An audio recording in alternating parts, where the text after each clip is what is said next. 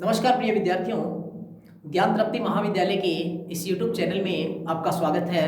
और आज हम अपने टॉपिक को आगे लेकर चलते हैं। जैसा कि हमने इससे प्रीवियस वीडियो के अंदर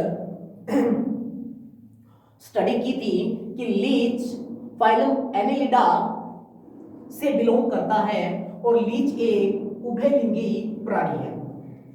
हम जानते हैं कि लीच की भारतवर्ष में 4 जातियां पाई जाती हैं, जिसमें पहली जाति है हिरुडिनेरिया ग्रेन्युलोसा, हिरुडिनेरिया जावानिका, हिरुडिनेरिया मैनिलेंसिस और हिरुडिनेरिया वेरिडिस।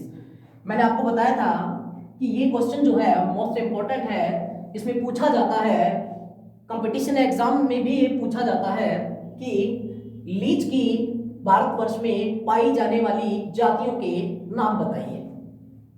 फिर इसके बाद हमने बात की थी कि लीच एक ऐसा प्राणी है जिसमें बाइलेटरल सिमेट्री पाई जाती है और ट्रिप्लोब्लास्टिक प्रकार का होता है। लीच के अगर डायग्राम की बात करें तो कुछ इस प्रकार का लीच का डायग्राम होता है, जिसके अंदर एंटीरियर एंड और पोस्टीरियर एंड पर सकर्स पाए जाते हैं। एंटीरियर एंड पर पाए जाने वाले सकर्स को सिफेलिक शक्कर या शीर्षस्थ चूषक कहा जाता है। यह सकर्स जो एंटीरियर एंड पर पाया जाता है ये प्रोस्टोमियम वाले भाग में होता है, जबकि पोस्टीरियर एंड पर पाए जाने वाले जो सकर्स होते हैं उन्हें एनल सकर कहा जाता है। यानी अंतिम 27 से लेकर 33 जो खंड होते हैं वो मिलकर एक वलय के रूप में पोस्टीरियर सकर का निर्माण करते हैं। फिर नेक्स्ट बात करते हैं हम। देखो, हमने बात की थी कि लीच की एक्सटर्नल मॉर्फोलॉजी को हम जब देखते हैं तो लीच के अंदर हमें 5 प्रकार के छिद्र दिखाई देते हैं, जिनमें पहला है, बात करते हैं, पहला पार्ट होता है माउथ, दूसरा है नेफ्रिडियल पोर्स, तीसरा है मेल जेनिटल पोर्स, चौथा है फीमेल जेनिटल पोर और पांचवा है एनल एपरेचर्स।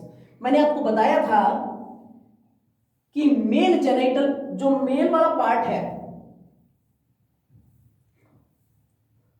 सबसे पहले माउथ वाले भाग की बात करते हैं। लीच में ट्राई रेडिएंट प्रकार का माउथ पाया जाता है जो कि प्रोस्टोमियम वाले भाग में स्थित होता है। यह जो छिद्र होता है, यह जो पोर्स होता है, अगर चूषक के मुख पूर्वी कोष्ठ में जाकर खुलता है।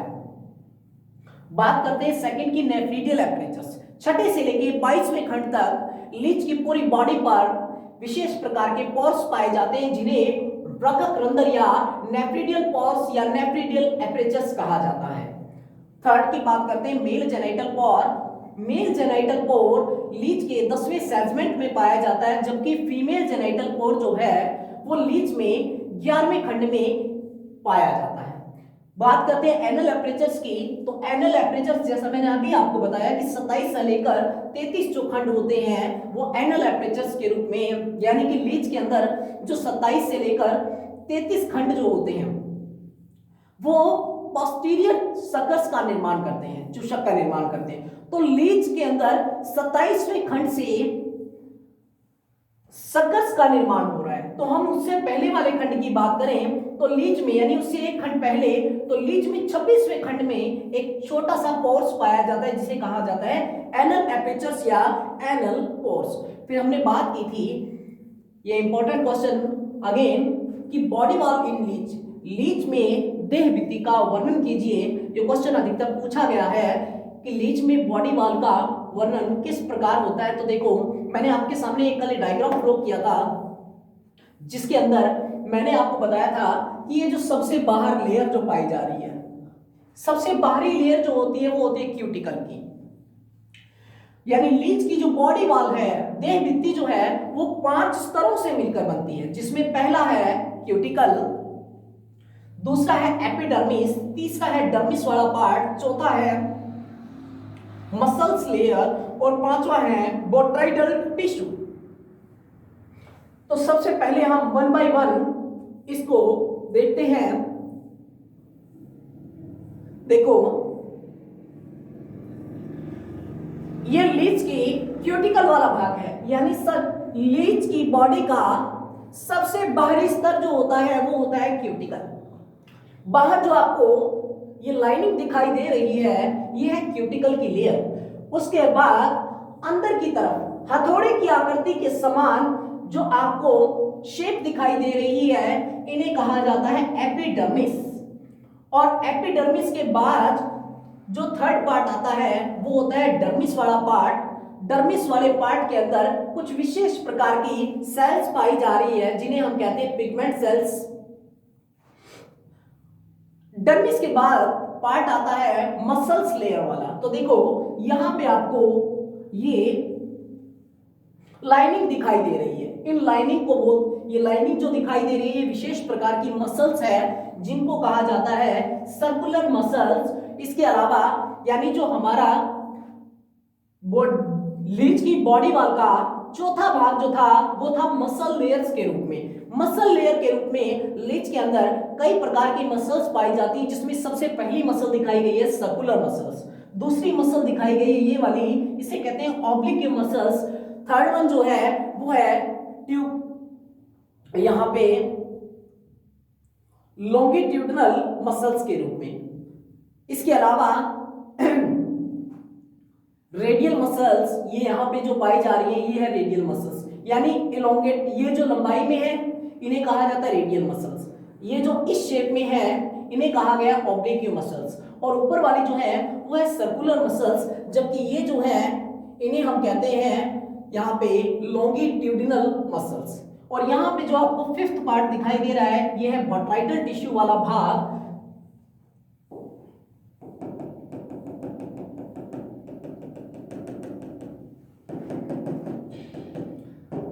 ये जो आपको फिफ्थ पार्ट दिखाई दे रहा है ये है बॉटराइडल टिश्यू वाला भाग। अब हम बात करते हैं वन बाय वन। सबसे पहले बात करेंगे क्यूटिकल की। लीच की बॉडी वाल में जो सबसे पहला भाग है वो है क्यूटिकल।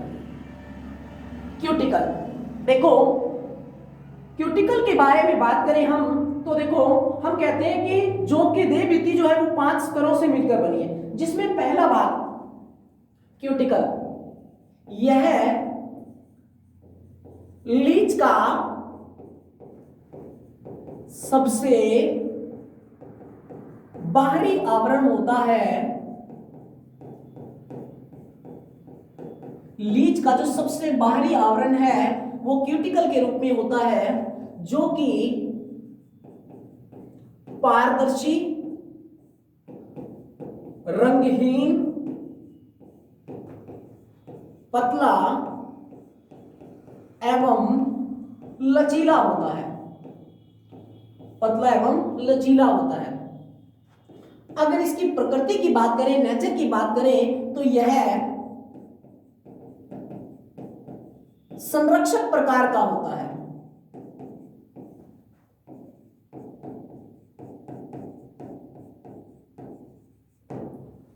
तो हमने ये तो बात की कि लीच का जो सबसे बाहरी आवरण होता है वो क्यूटिकल के रूप में होता है, जो कि पारदर्शी, रंगहीन, पतला और लचीला होता है और संरक्षक प्रकार का होता है।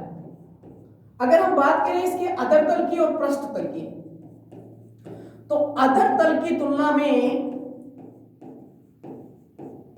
पृष्ठ तल की जो क्यूटिकल होती है, अधर तल की तुलना में पृष्ठ तल का क्यूटिकल जो होता है अधिक मोटाई लिए होता है।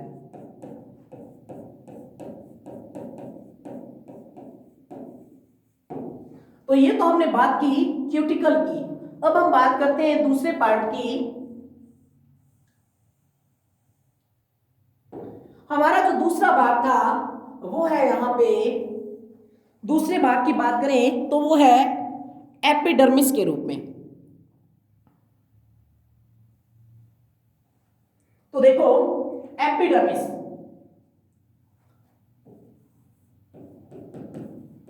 एपिडर्मिस क्यूटिकल के ठीक नीचे,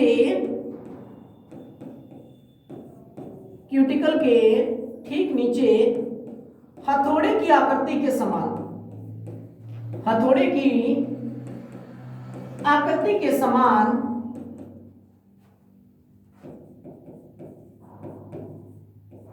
एक संरचना पाई जाती है क्यूटिकल के ठीक नीचे हथौड़े की आकृति के समान एक संरचना या कोशिकाओं का स्तर पाया जाता है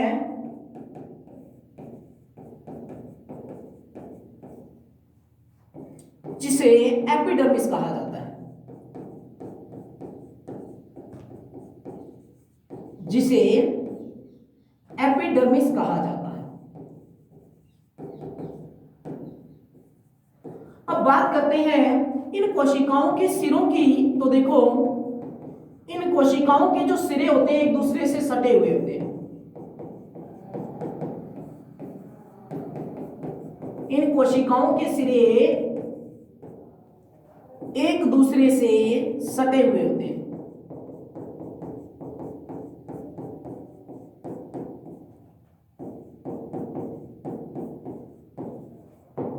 यानी कि क्यूटिकल के जो ठीक नीचे हथौड़े की आकृति इस शेप में जो हमने डायग्राम बनाया था, इस शेप में जो सेल्स पाई जा रही हैं उन्हें कहते हैं एपिडर्मिस। अब अगर बात करें इनके अंदर क्या कुछ पाया जाता है, तो देखो इनके अंदर वर्णक कोशिकाएं, इनमें वर्णक कोशिकाएं यानी कि पिगमेंट सेल व हीमोसिलोमिक कोशिकाएं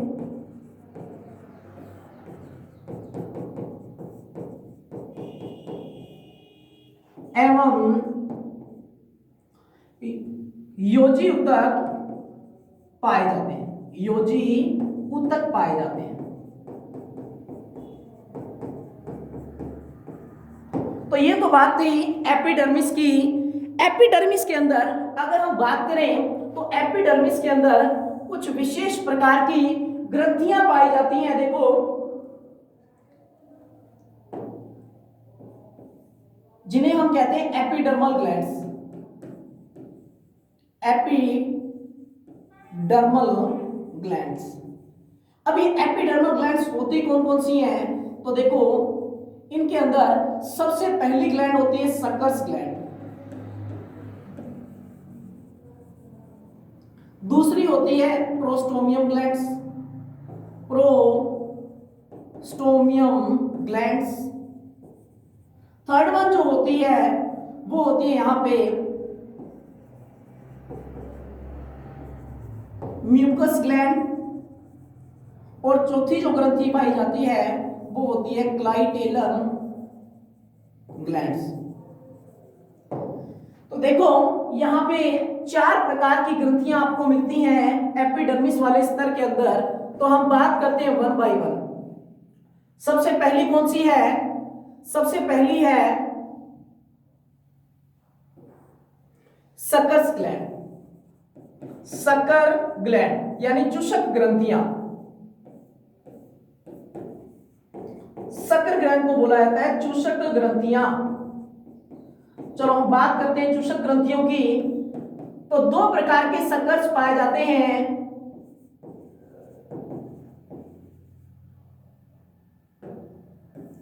लीच के अंदर एंटीरियर सकर और पोस्टीरियर सकर, यानी कि अग्र चूषक और पश्च चूषक। एंटीरियर सकर को अग्र चूषक कहा जाता है जिसकी शेप होती है नाखाकृति के समान, नाखून की आकृति के समान। और पोस्टीरियर सकर की जो आकृति होती है वो होती है गोलाकार।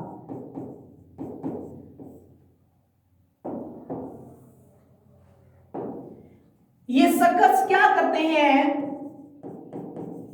प्राणी को किसी सतह से चिपकने में सहायता प्रदान करते हैं।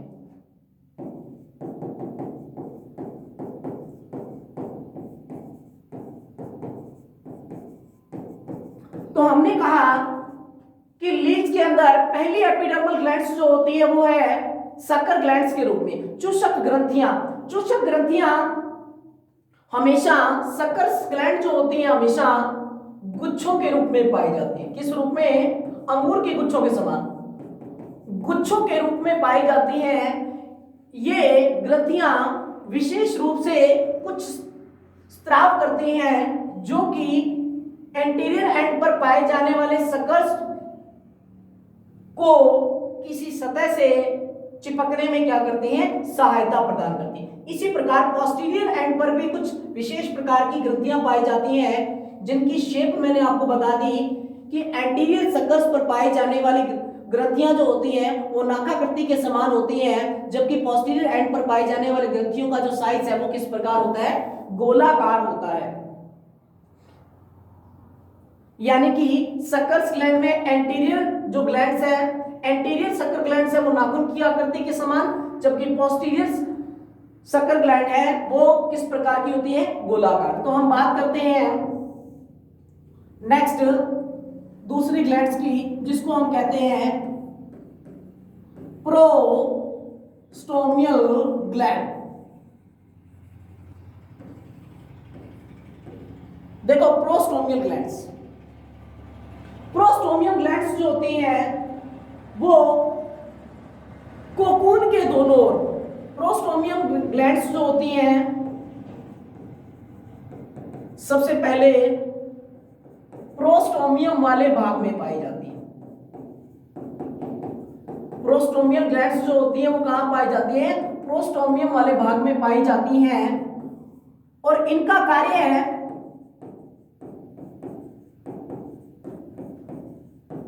कोकून के दोनों ओर, कोकून जो बनता है लीच के अंदर उनमें दोनों ओर से प्लग लगाकर बंद करें, यानी कोकून को दोनों ओर से प्लग लगाकर बंद करने का काम प्रोस्टोमियल ग्लैंड्स का होता है।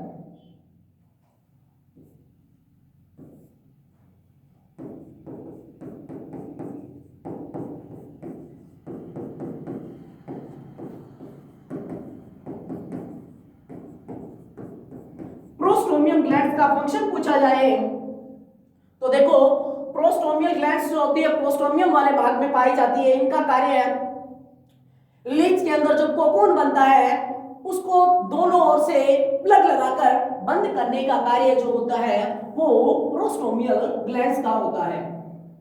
अर्थात प्लग निर्माण में ये ग्रंथियां सहायक होती हैं। नेक्स्ट हम बात करते हैं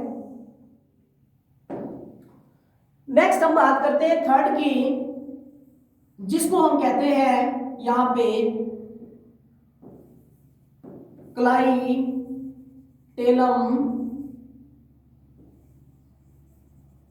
ग्लैंड्स। हम जानते हैं क्लाइटेलम ग्लैंड्स जो होती हैं शरीर के लीच की बॉडी के अंदर, लीच में 9वें 10वें और 11वें खंड में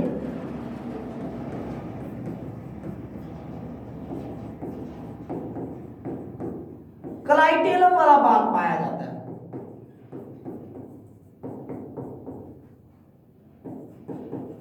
क्लाइटेलम वाला भाग पाया जाता है लीच की बॉडी में 9वें 10वें और 11वें खंड में क्लाइटेलम वाला भाग पाया जाता है। इसमें 2 प्रकार की ग्रंथियां होती हैं, अर्थात क्लाइटेलम वाले भाग में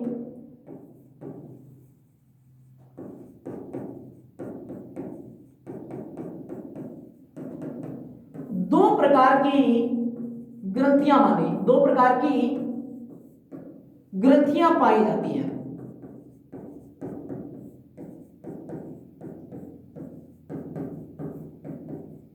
नंबर 1 है एल्ब्यूमिन ग्लैंड्स, एल्ब्यूमिन ग्लैंड, और सेकंड जो है काइटोजिनस ग्लैंड।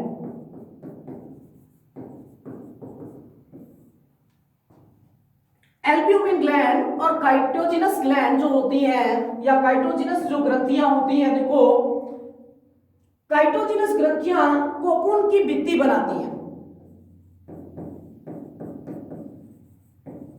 काइटोजिनस ग्रंथियां जो होती हैं उनका कार्य है कोकून की भित्ति बनाना। कोकून की भित्ति को बनाने का कार्य है।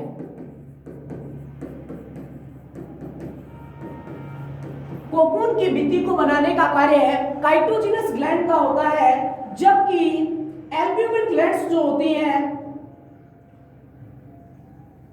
एल्ब्यूमिन ग्लैंड्स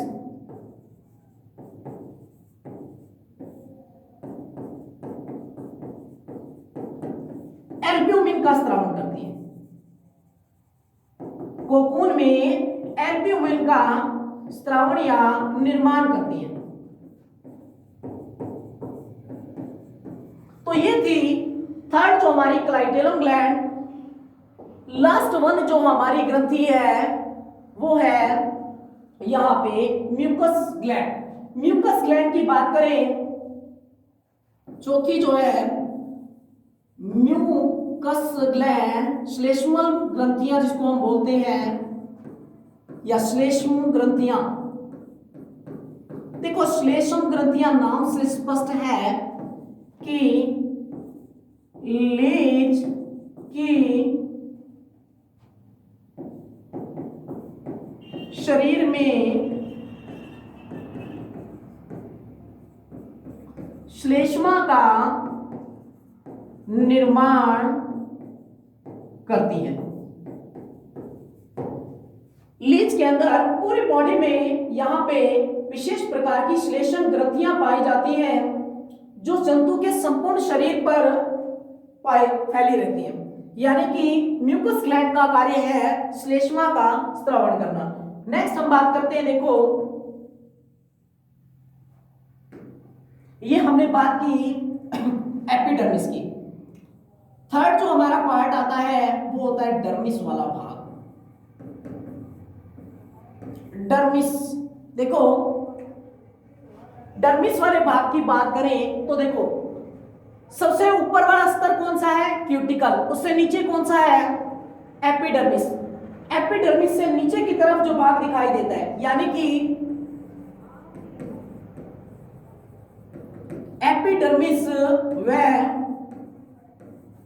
मसल लेयर के बीच का जो स्तर होता है डर्मिस कहलाता है।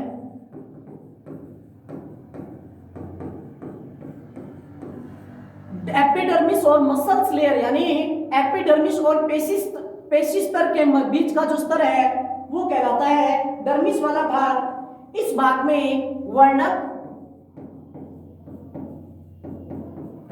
इस भाग में वर्णक, वसा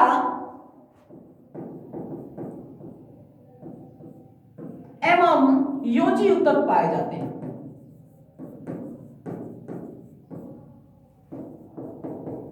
योजी ऊतक पाए जाते हैं। यहां पे डर्मिस वाले भाग की बात की हमने, अर्थात इस योजी ऊतक में हीमोस्लेमिक कोशिकाएं और श्लेष्म ग्रंथियों के आधार स्थित होते हैं। इसके बाद बात करते हैं हम डर्मिस के बाद वाला भाग आता है चौथा भाग मसल्स लेयर या पेशी स्तर। देखो पेशी स्तर जो कि देह भित्ति का सबसे बड़ा भाग जो है वो होता है मसल्स लेयर का। यह लीच की बॉडी का सबसे बड़ा भाग माना जाता है।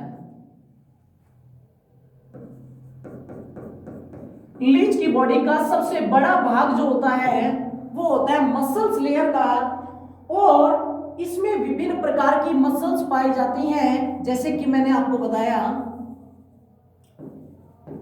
Circular muscles oblique muscles,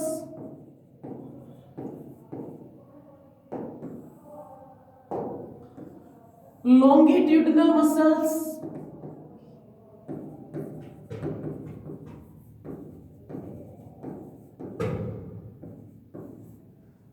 circular muscles, oblique muscles, longitudinal muscles, dorsoventral muscles, vertical muscles और dorsoventral muscles। विभिन्न प्रकार की पेशियों का जो स्तर होता है उसे हम कहते हैं मसल लेयर। लीच की बॉडी का सबसे बड़ा भाग होता है जो कि डर्मिस के नीचे स्थित होता है। इस स्तर में विभिन्न प्रकार की पेशियां पाई जाती हैं जिन्हें circular muscles, oblique muscles, longitudinal muscles, vertical muscles और डोर्सो वेंट्रिकल मसल्स कहा जाता है। अब बात करते हैं मसल लेयर के बाद यहाँ पे बोट्राइडल टिश्यू की। पांचवा जो भाग है वो होता है बोट्राइडल टिश्यू के रूप में। बोट्राइडल टिश्यू लीच की बॉडी वाल का सबसे अंतिम स्तर, लीच की बॉडी वाल का सबसे अंतिम स्तर जो होता है वह बोट्राइडल टिश्यू के रूप में पाया जाता है।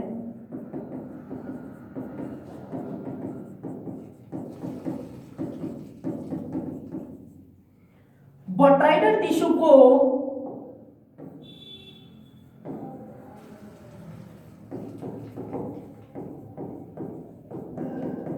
उत्सर्जन में सहायक माना जाता है।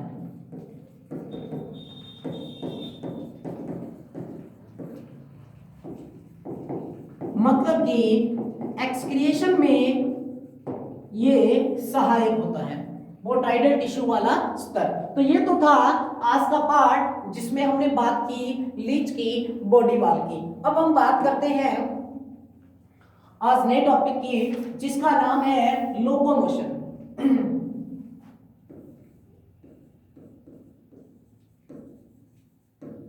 लोकोमोशन इन लीच।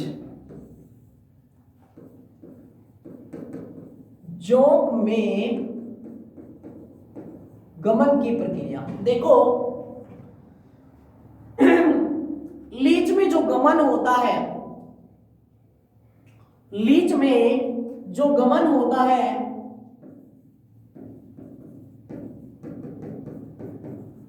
लीच में गमन की प्रक्रिया दो प्रकार से संपन्न होती है।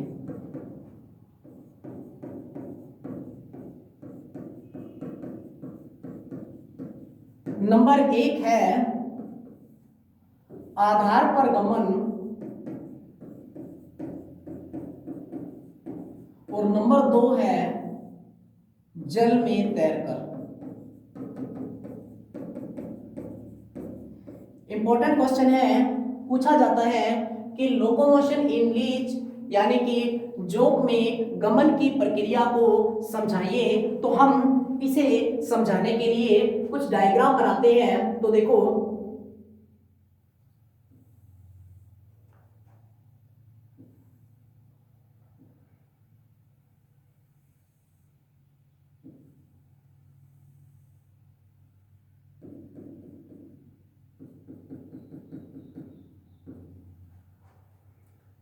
ये लीच का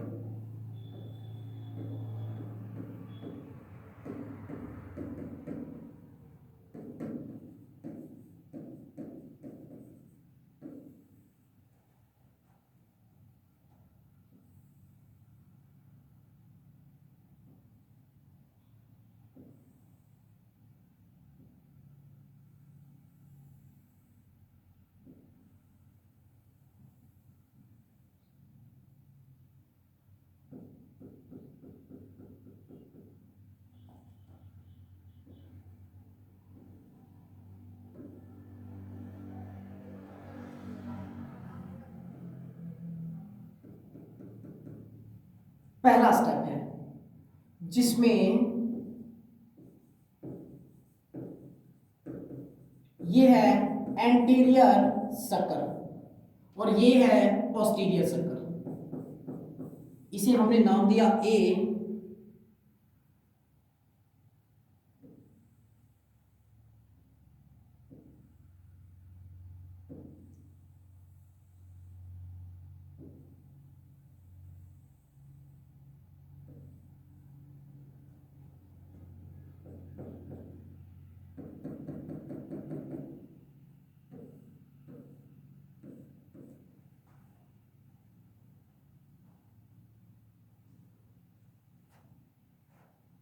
ये है इसका बी पार्ट,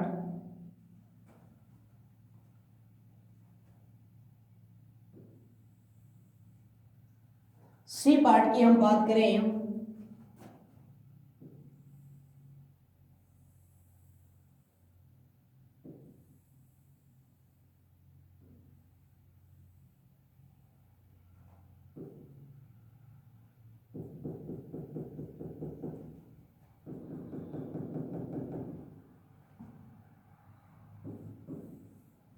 ये इसका सी पार्ट,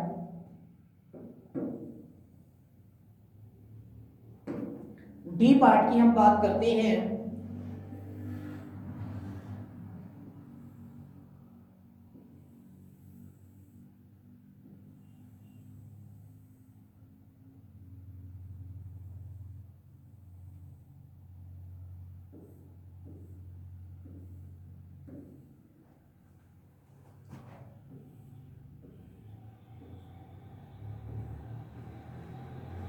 ये इसका डी पार्ट है और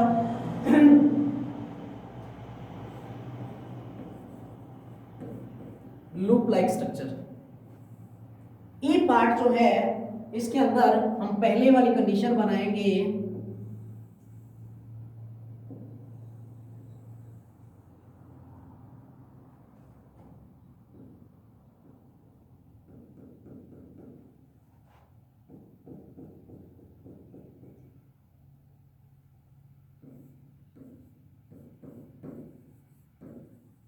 एंटीरियर सर्कल और ये जो है ये है पोस्टीरियर सर्कल।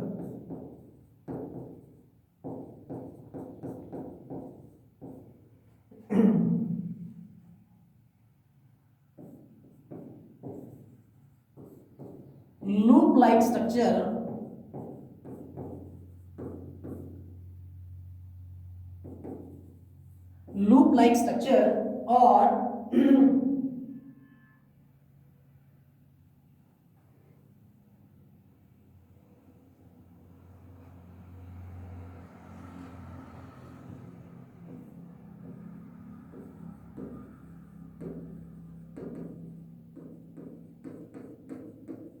देखो लीच के अंदर लोकोमोशन जो होता है वो दो प्रकार से होता है, जिसमें लीच एक में पहला जो लीच का गमन की प्रक्रिया जो है लीच में वो है आधार पर चलन। इस प्रक्रिया के अंतर्गत क्या होता है, इस प्रक्रिया के अंतर्गत सर्वप्रथम लीच जो है सर्वप्रथम लीच अपने पोस्टीरियर सर्कल,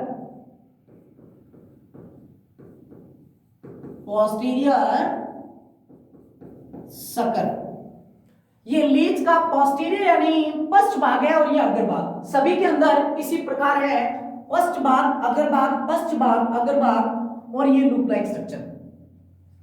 इसके अंदर देखो जब लीच किसी आधार पर, मतलब ये एक सरफेस है, इस पर गमन करती है तो किस प्रकार की प्रक्रिया दर्शाती है, देखो लीच में लूपिंग सिस्टम पाया जाता है। लूपिंग का मतलब लूप बनाते हुए मूव करना, इस तरीके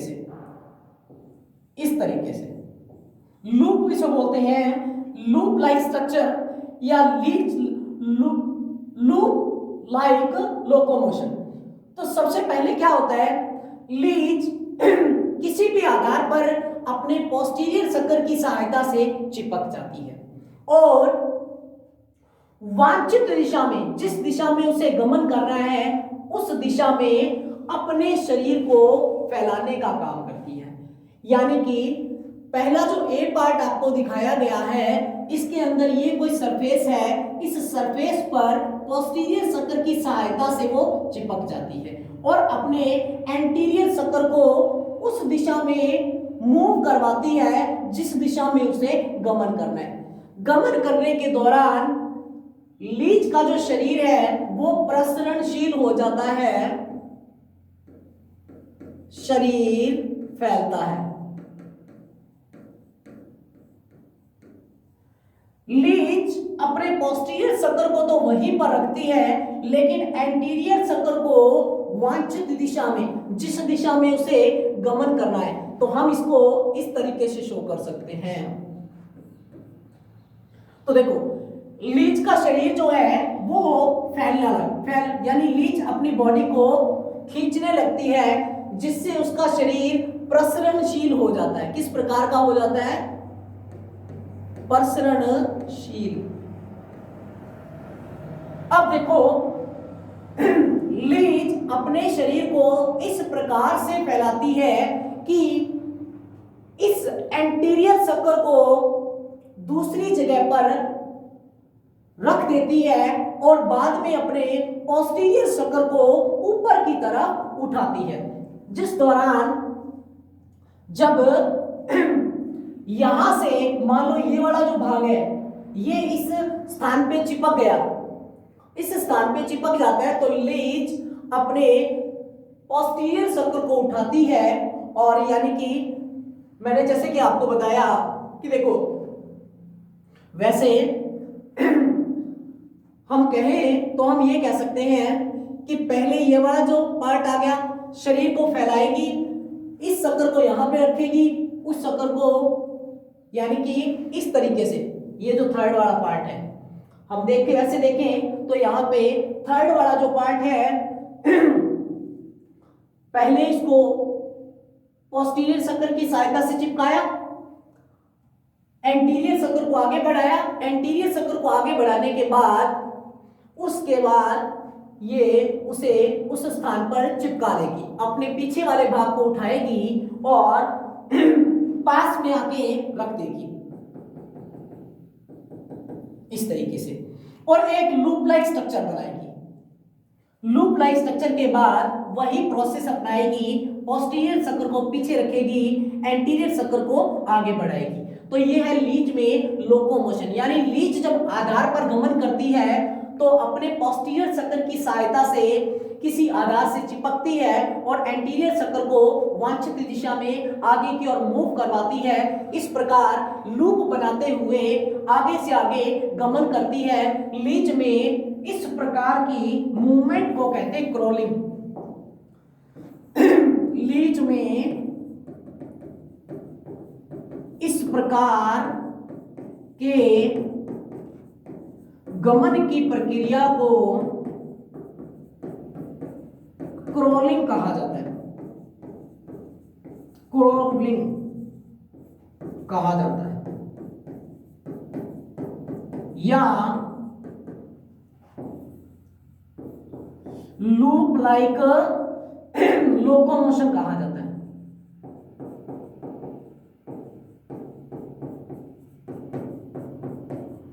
और दूसरा जो है जल में तैरकर, तो देखो लीच जल में तैरकर स्थान परिवर्तन कर देती है, यानी कि लीच के अंदर तरंगित गतियां पाई जाती है। सेकंड जो आपका आएगा कि जल में तैरकर, तो उसकी इंपॉर्टेंस ज्यादा नहीं है, सीधा सा है कि लीच में तरंगित गतियों के माध्यम से गमन पाया जाता है। तरंगित गतियों के माध्यम से गमन की प्रक्रिया संपन्न होती है। तो ये है लीच के अंदर गमन की प्रक्रिया।